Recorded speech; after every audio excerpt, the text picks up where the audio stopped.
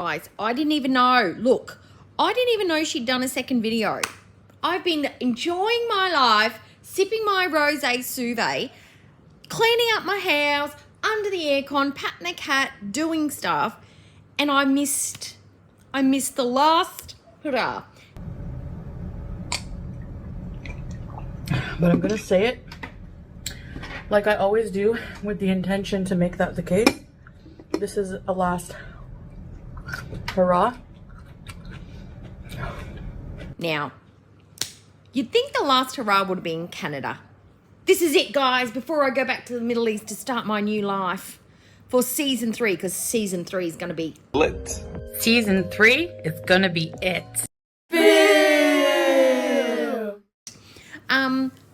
This is it. There's no more shit. I've got all my fresh veg. I've got all my freezers packed to the gills. I've got all the nuggies in the world. There's nothing but homemade deliciousness coming from my kitchen.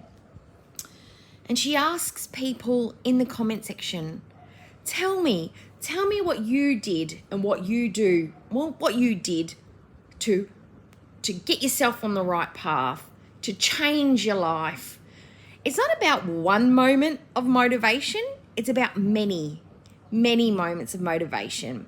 And it's about changing your thinking. I'm gonna be hard on myself.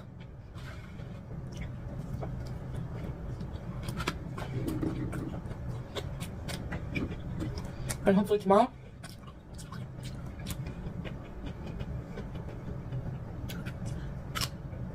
will be the day I get a grip. These things you can't learn by yourself unless you're completely isolated in the wilderness and you have no access to other foods and you've got no triggers and your life is just pleasant.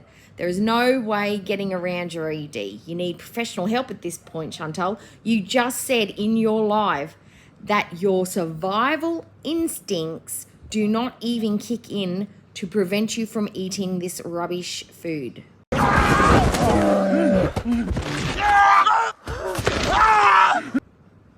You know that it is ending your life slowly, but you still eat it in spite of that knowledge. Okay, so here's what I did.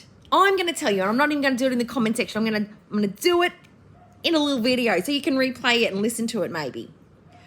I went overseas and I was 140 something kilos and I traveled. I went to America. I stayed there for 10 days and I came back and I had the best fucking time of my life. It was the funnest thing I've ever done. Ever in my life.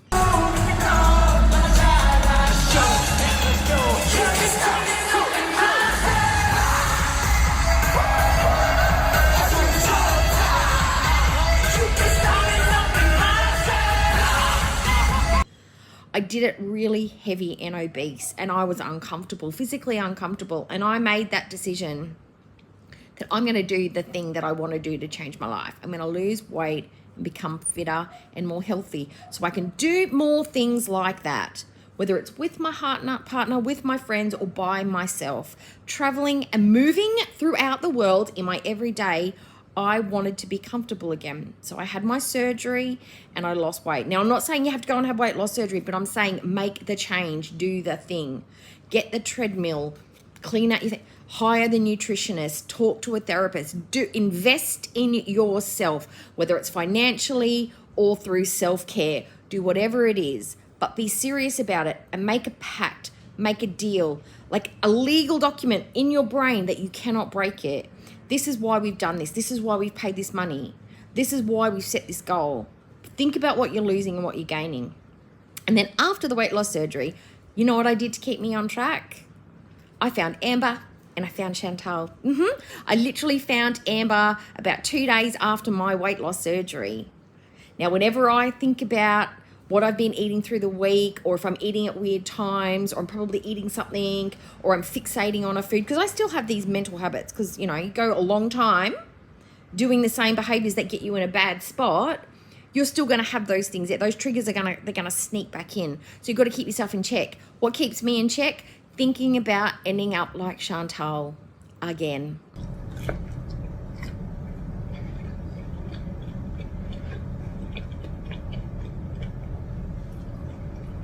Like, I ate healthy And then at night, when I eat healthy all day, I feel starving, like I didn't eat.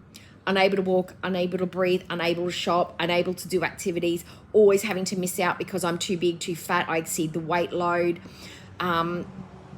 It's hard. It's just hard in general to do things. Is it impossible to do them? No, but it is extremely difficult. Watching people like Amber and Chantal and ending up like that, no way. And watching them eat, especially Chantal, watching her eat, it keeps my appetite in check.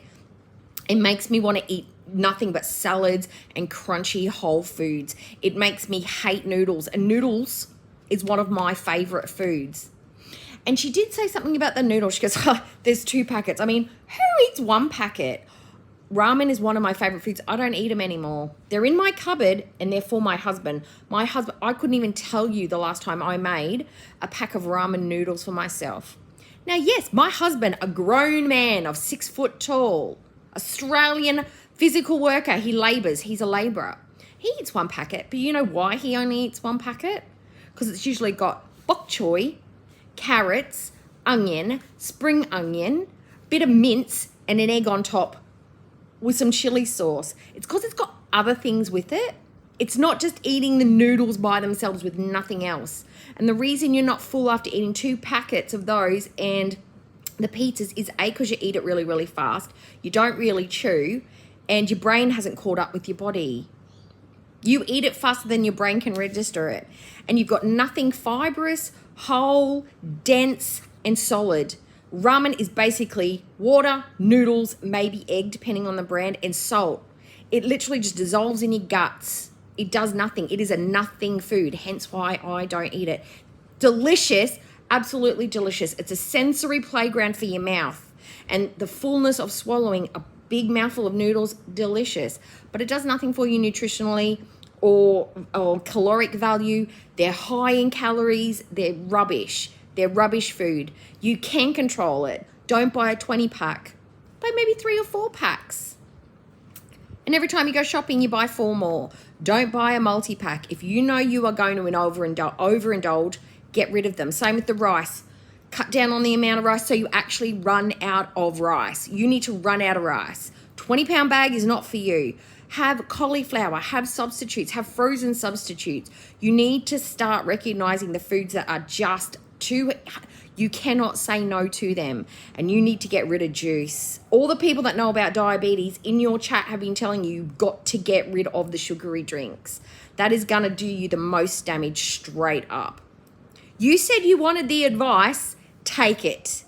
Absolutely take it. Now, I thought 2 packets of ramen and then a little greasy little pizza thing. The pizza the pizza by itself would have been a substantial, like a good little meal. That with a nice chunky whole salad on the side with a vinaigrette on it, nice big glass of sparkling water with some fruit in it, like maybe a couple of chopped up strawberries, little spritz of lime and lemon. Delicious. That would have been a great little lunch. But no, she had to have the 2 packets of ramen on the side with no veg and two little mini pizzas, which is basically 1 large pizza, so whatever. What are you doing? And this was a 1:30 a.m. snack. It wasn't even a meal. It was just because she felt a bit hungry. That is a meal for 1 adult and 2 kids. And then she said she was still hungry. She probably went and had something to eat after that. And Salah being in his room talking business to his friend at 1:30, I saw his phone and I saw the name pop up. Yeah, because it's really impossible to change the name.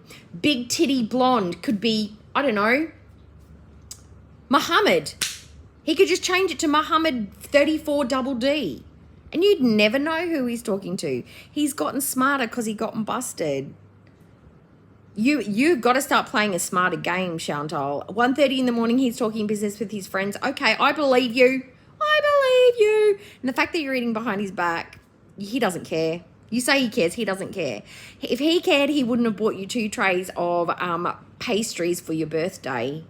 He doesn't give a shit. He enables it. He says, yes, let's get 20 packs of ramen.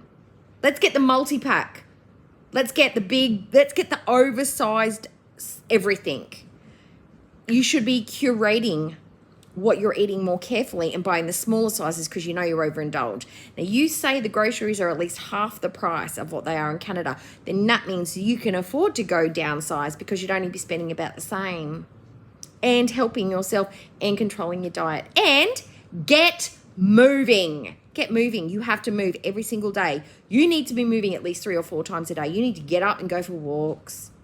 Not once every couple of freaking days. You need to be moving every single day. Your body needs it like it needs oxygen. It's not something you do for self-care. It is something that you need to do to live, to survive, to get going, to get moving. But I know when you ask for advice, that's just you chucking it out there, like looking like you're open to criticism, like you're open to looking for ideas. No, you're not. And we know you're not, because you are doing exactly this. You've never taken a piece of advice from anybody in your chat or in your world, because if you had, your life would look very, very different. And it's literally the same. You are doing the exact same thing that killed your relationship with BB. But the difference is that BB actually gave a shit about you, whereas Sala doesn't. He doesn't care if he had to probably push you around in a wheelchair, because eventually you're going to have to go back to Canada if your health gets bad enough. And he thinks he's going to be able to ride your coattails over there and then set up shop and then piss off on you. You are a means to an end. You are a stepping stone. And he doesn't need that stone to have little legs that can be mobile and take him to all the free places that Kuwait can offer. He just needs that stepping stone to get him on a plane to get to Canada. But keep eating your pizzas and your ramen. Totally cool. You look totally cool sucking down your ramens. People like to rub it in. I'm going to have a lot of loose skin, but you can get that removed. You know, and then under that will be the 6-pack. Anyway, we'll see.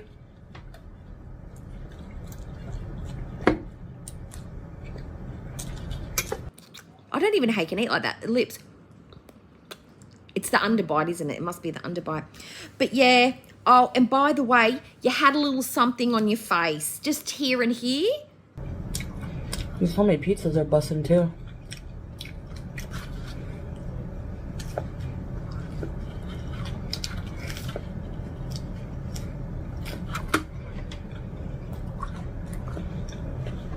Most of the video. Yep. You're a classy gal. Classy lady. All right, guys. Well, this is my second video for the day. I won't be doing any more, but I maybe, just maybe, I'm not promising anything, but I might do a stream later tonight if I can gather some stuff up that we can watch together. All right, everyone. Have a great day. And if you are eating something, make sure it's delicious and make sure it's got some veggies and fiber in there. We don't want to get any cheese plugs like somebody we know. All right, everyone. Bye.